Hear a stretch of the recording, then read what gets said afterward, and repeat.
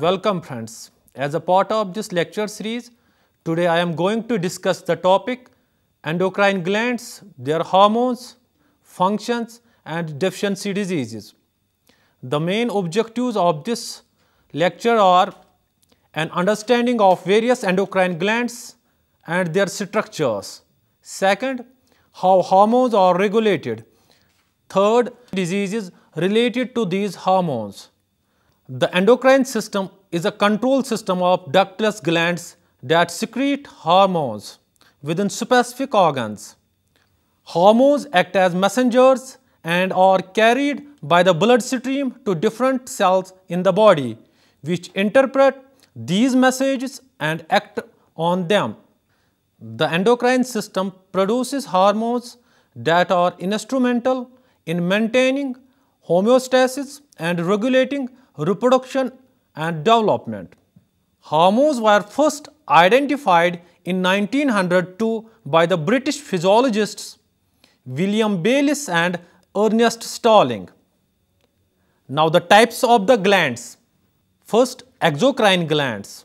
Exocrine glands are those glands which release their cellular secretions through a duct which empties to the outside or into the lumen of an organ.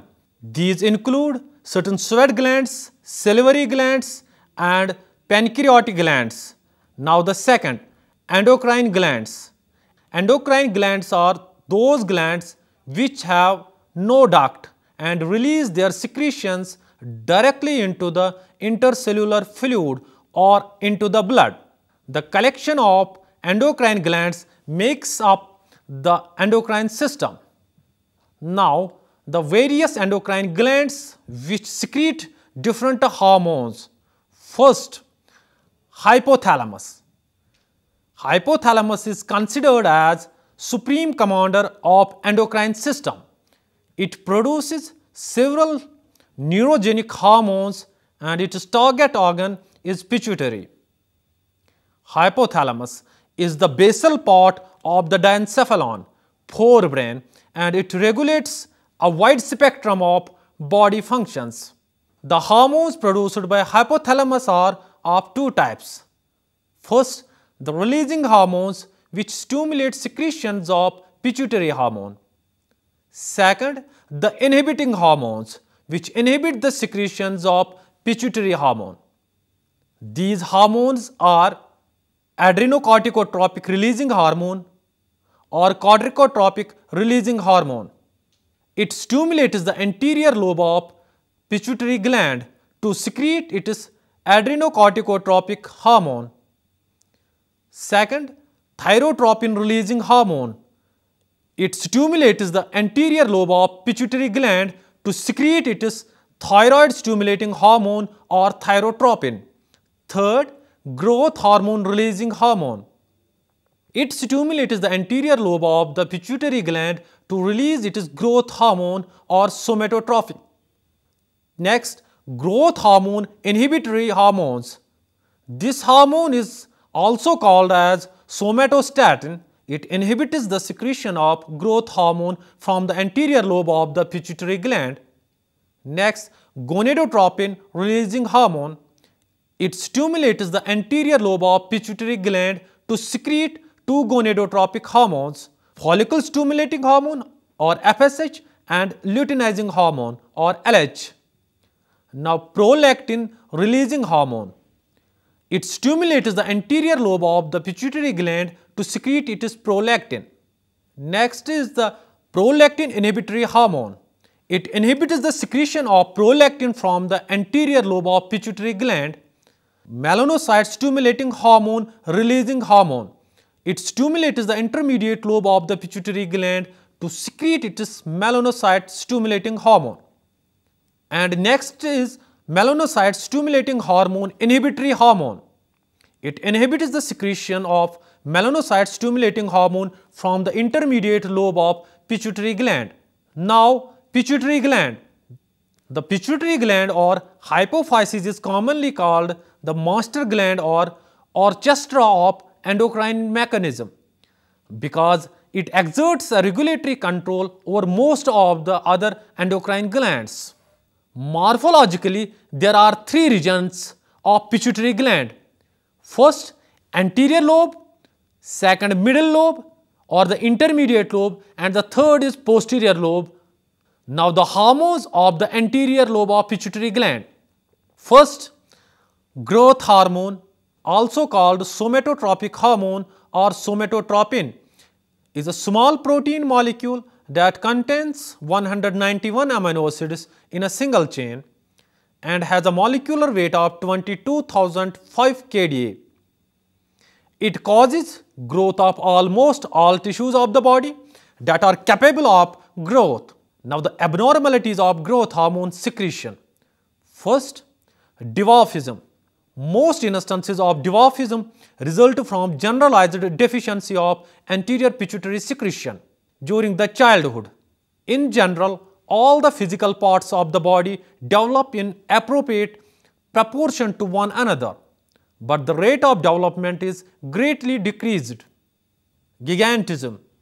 Occasionally, growth hormone producing cells of the anterior pituitary gland become excessively active and sometimes even tumors occur in the gland.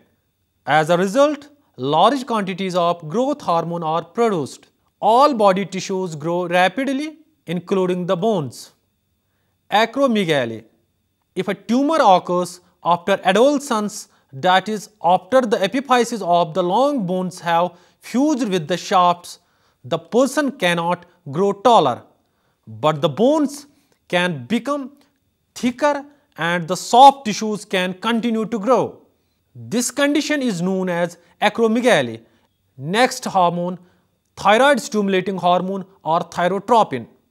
This hormone controls the growth and activity of the thyroid gland. Next hormone, adrenocorticotropic hormone. This hormone stimulates the cortex of the adrenal gland to produce its hormones. Next, prolactin hormone or luteotropic hormone. Prolactin is also called hormone of maternity because its main physiological effect is to activate growth of the mammary glands during pregnancy and secretion of mammary glands after the childbirth. Now, the next, gonadotropic hormone. Gonadotropic hormones, these are as follows. First, follicle stimulating hormone. It stimulates growth of ovarian follicles and their secretion of estrogen in the females and spermatogenesis, formation of sperms in the males. Luteinizing hormone. In females, it stimulates the corpus luteum of the ovary to secrete progesterone. In males, it activates the Leydig cells or interstitial cells of the testes to secrete androgens. Hence, it may be called interstitial cell stimulating hormone in males. Hormone of the intermediate lobe of pituitary gland. The intermediate lobe of pituitary gland secretes melanotropin or melanocyte stimulating hormone. This hormone causes dispersal of pigment granules in the pigment cells. Now, hormones of the posterior lobe of pituitary gland. The secretions of the posterior lobe known as pituitarian, and it contains two hormones, namely oxytocin and antidiuretic hormone. Both oxytocin and antidiuretic hormone are polypeptides, each containing 9 amino acids. Oxytocin. Oxytocin promotes contraction of the uterine muscle and contraction of the myoepithelia cells of the lactating breast, squeezing milk into the large ducts behind the nipple. Because of its role, oxytocin is also called as birth hormone and milk ejecting hormone. Second, antidiuretic hormone or vasopressin. This hormone has two main functions. Antidiuretic effect. It increases the reabsorption of water in the distal convoluted tubule and collecting ducts of the nephrons of kidney. Next gland, pineal gland. It secretes a hormone called melatonin. Melatonin plays a very important role in the regulation of a 24-hour diurnal rhythm of our body. Now, the next gland, that is the thyroid gland. Thyroid gland, largest endocrine gland, is present in the neck between the trachea and larynx. It is bilobed with a connecting isthmus The microscopic structure of the gland shows thyroid follicles composed of cubical epithelium and filled with the homogeneous material called colloid. Now the thyroid hormones. Thyroid gland produces two hormones. First, thyroxine and triiodothyronine, together called thyroidal hormones. Thyroid hormones increases the metabolic rate of the body, enhance heat production and maintain basal metabolic rate. Second, promote growth of body tissues and mental faculties. Third, stimulate tissue differentiation.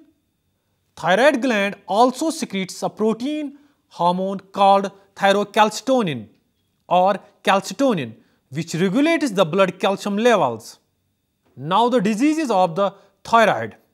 First, hyperthyroidism. In most patients with the hyperthyroidism, the thyroid gland is increased to 2 to 3 times than normal size, with tremendous hyperplasia and infolding of the follicular cell lining into the follicles. Radioactive iodine uptake studies indicate that some of these hyperplastic glands secrete thyroid hormone at rates 5 to 15 times than normal. Now the symptoms of the hyperthyroidism: a high state of excitability, increased sweating, mild to extreme weight loss, sometimes as much as 100 pounds, nervousness or other psychic disorders. Now, exophthalmos. Most people with hyperthyroidism develop some degree of protrusion of the eyeballs. This condition is called exophthalmos. Now, the hypothyroidism. The effects of hypothyroidism in general are opposite to those of hyperthyroidism. It results in the following disorders. First, cretinism. It is due to the congenital absence or maldevelopment of thyroid in infants. It shows the following symptoms. In developing child, the deficiency delays the holding up of the head, dentation, walking and speaking. Short stature with the deformed teeth and bones. Retarded mental growth with retarded secondary sexual characters. Myxedema. Hypothyroidism in adults produce myxedema or Gould's disease, showing the following features: swollen face, mental dullness, loss of memory, slowness in thoughts, speech and actions, lowered BMR, low temperature, blood sugar and iodine. Now the goitre. When the amount of iodine is decreased in the body, the gland increases in size, hypertrophic. The number of follicles is increased, but the total production of hormone remains normal. So, there is a marked enlargement of the gland tissue. This is the simple goitre or endemic goitre or colloidal goitre. The patient of simple goitre has functionally normal thyroid, but structurally or anatomically a large gland. At this stage, if the supply of iodine becomes normal, it results in exophthalmic goitre or Graves' disease or Basedow's disease. This is the hyperthyroidism and shows the following symptoms: increased appetite but loss in the body weight, mental restlessness, osteoporosis results due to the excessive loss of calcium and phosphorus from bones, salty and moist skin, increased blood sugar and high heart rate. Now the next gland is the parathyroid gland. The parathyroid gland consists of 4 separate glands located on the posterior surface of the thyroid gland. Parathyroid hormone provides a powerful mechanism for controlling extracellular calcium and phosphate concentrations by regulating intestinal reabsorption, renal excretion and exchange between the extracellular fluid and bone of these ions. Hypoparathyroidism. A prominent characteristic of hyposecretion by the parathyroid is greatly increased excitability of the nervous system. This shows itself in muscular twitching and spasms of the hands and feet termed carpopedal spasms. Hyperparathyroidism. It is a condition caused either by overactivity of gland or when PTH is given. In this condition, the serum calcium level rise, while serum phosphorus level falls. Now the thymus gland. Thymus gland is located in the upper part of the thorax near the heart. It is a prominent gland at the time of birth, but it gradually atrophies in the adult. Thymus secretes a hormone named thymosin, which stimulates the development and differentiation of T cells, increasing resistance to infections. Now the adrenal gland. Adrenal glands are paired structure, conical yellowish bodies located on the top of the kidneys. Each adrenal gland has two parts, external adrenal cortex and internal adrenal medulla. Adrenal medulla, the medulla of the adrenal gland secretes two hormones, norepinephrine or noradrenaline and epinephrine or adrenaline, which are commonly called catecholamines. Adrenaline and noradrenaline are rapidly secreted in response to stress of any kind and during emergency situations and are called emergency hormones or hormones of fight or flight. These hormones increase alertness, pupillary dilation, piloerection, sweating, etc. Adrenal cortex. Adrenal cortex secretes three hormones. 1. Mineralocorticoids, 2nd. Glucocorticoids, and 3rd. Sex corticoids. Now the functions of various hormones. First, mineralocorticoids.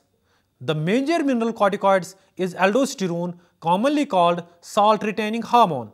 Aldosterone acts mainly at the renal tubules and stimulates the reabsorption of sodium ions from urine, saliva, bile and sweat to reduce its loss from the body.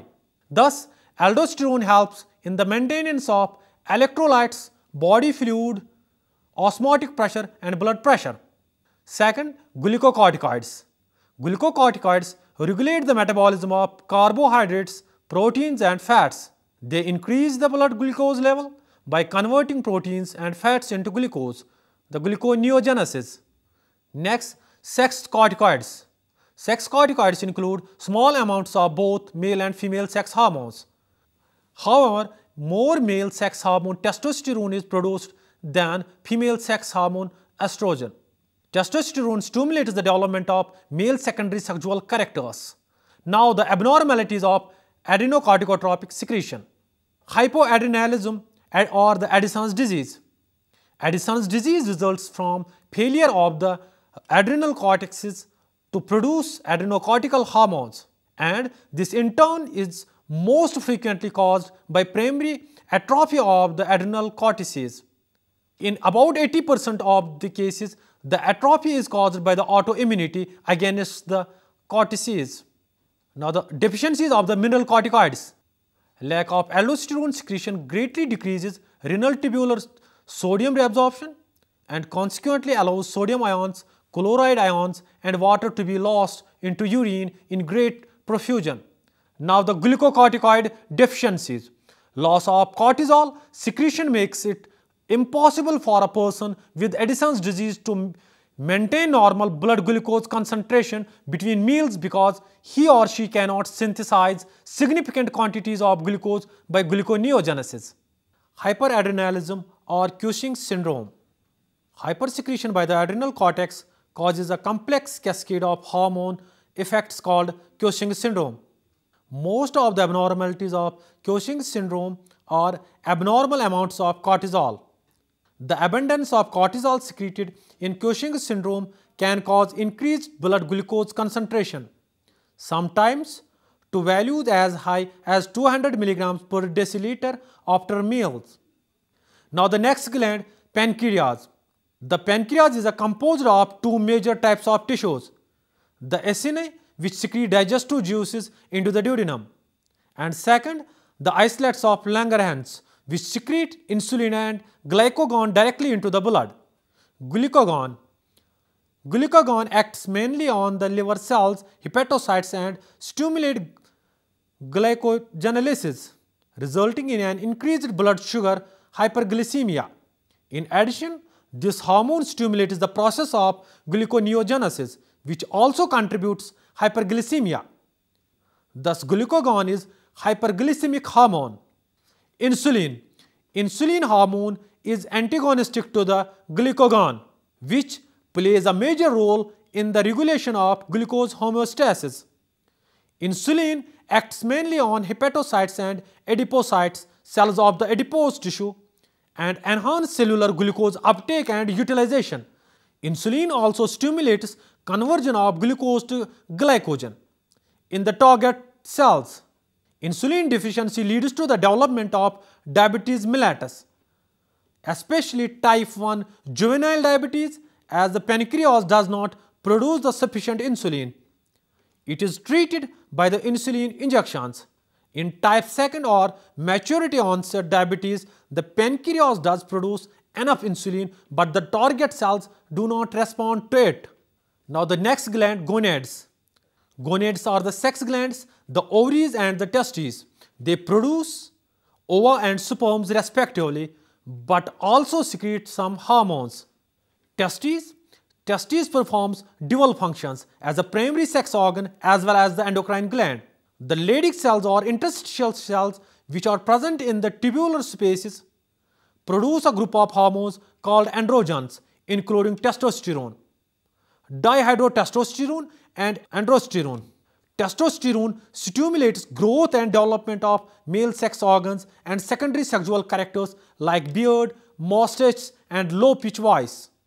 It also stimulates formation of sperms, spermatogenesis, and promote growth of bones and muscles. Next, ovary. Ovary produces two groups of hormones called estrogen and the progesterone. Ovary is composed of ovarian follicles and stromal tissues. The estrogen is synthesized and secreted mainly by the growing ovarian follicles. After ovulation, the ruptured follicle is converted to a structure called corpus luteum, which secretes mainly progesterone. Now the functions of the progesterone. The most important function of the progesterone is to promote secretory changes in the uterine endometrium during the later half of the monthly female sexual cycle, thus preparing the uterus for implantation of the fertilized ovum. In addition to this effects on the endometrium, progesterone decreases the frequency and intensity of uterine contractions, thereby helping to prevent the expulsion of the implanting ovum. Now, gastrointestinal tract. Endocrine cells present in different parts of the gastrointestinal tract secrete four major peptide hormones, namely gastrin, secretin, cholecystokine, and gastric inhibitory peptide. Secretin acts on the exocrine of pancreas and stimulates secretion of water and bicarbonate ions. Cholecystokine acts on both pancreas and gallbladder and stimulates the secretion of pancreatic enzymes and bile juice respectively. Several other non-endocrine tissues secrete hormones called the growth factors. These factors are essential for normal growth of tissues and their repairing and regeneration. With this, we conclude today's lecture. Endocrine glands, their hormones and their functions. Thank you.